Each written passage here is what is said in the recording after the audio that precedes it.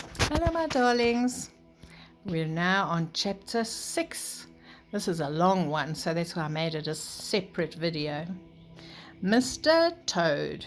One bright sunny morning early in the summer, Mole and Rat had been busy with the boat.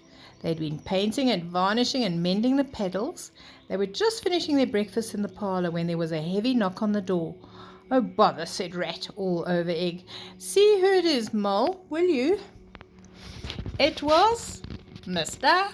Badger. He strode heavily into the room, looking very, very serious. "Toad's hour has come," he said solemnly. "This very morning another new and very powerful motor car will arrive at Toad Hall. You two must come with me at once and stop him doing any further harm." "Right you are," cried Rat, starting up. "We'll rescue Toad. We'll convert him." The three of them set off up the road, and when they reached the carriage drive of Toad Hall, they found a shiny new bright red motor car standing in front of the house.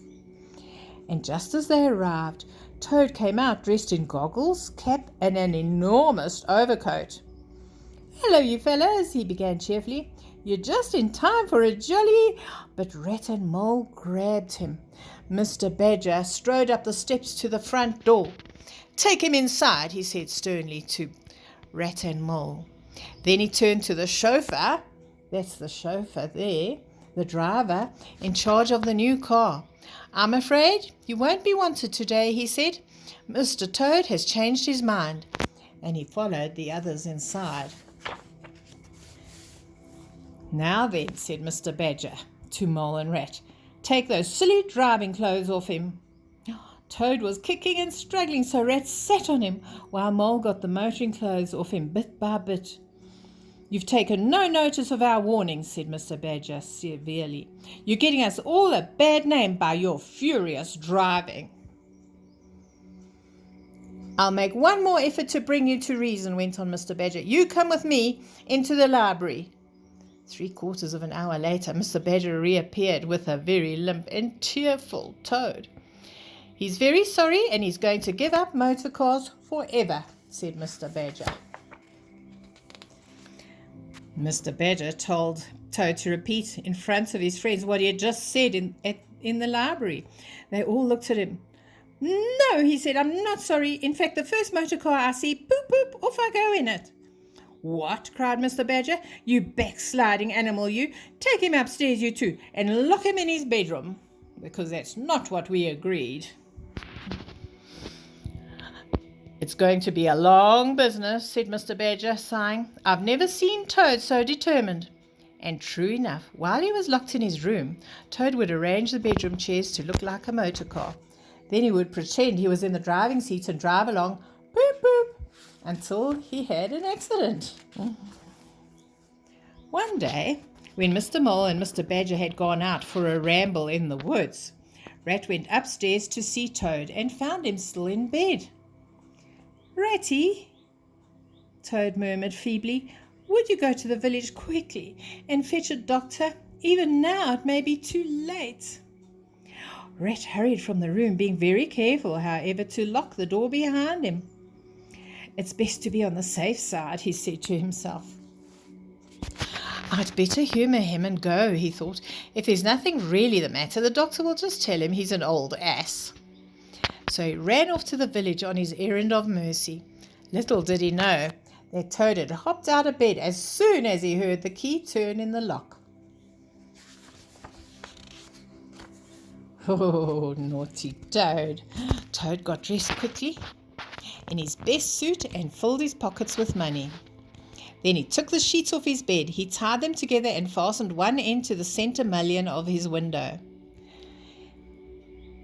He scrambled out of the window, held onto the sheets very tightly, and slid gently to the ground below.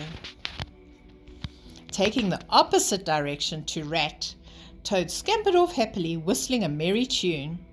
Poor Rat felt a terrible fool when Mr. Badger and Mole came back, and he had to tell them that Toad had escaped.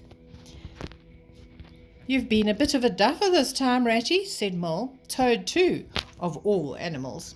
"He did it awfully well," said Rat.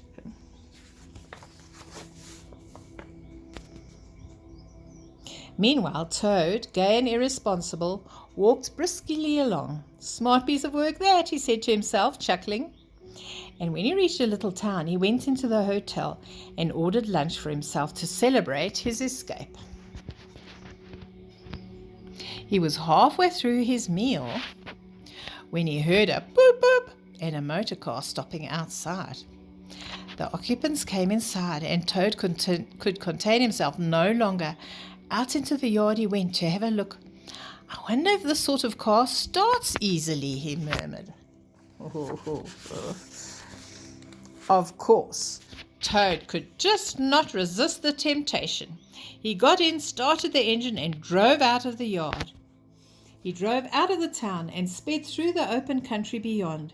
He felt that he was Toad once more, Toad at his best, Toad the terror. The miles were eaten up under him as he went. He didn't know where he was going. He was living his hour, reckless of whatever might come to him. He didn't even think about it. Let me see, said the magistrate. He is guilty of stealing a motor car, of driving dangerously, and of cheeking the police. What's the stiffest penalty we can give him? 20 years, said the clerk. Excellent, said the magistrate. Oh dear, he's been caught by the police.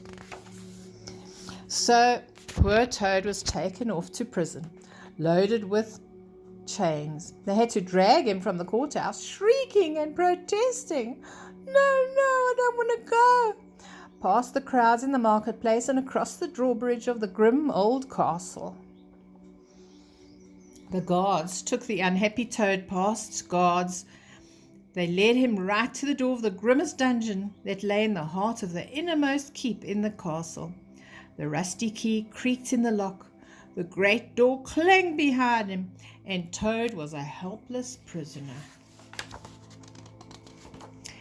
And that's where we ended tonight. We'll see what happens to Toad a few more chapters along.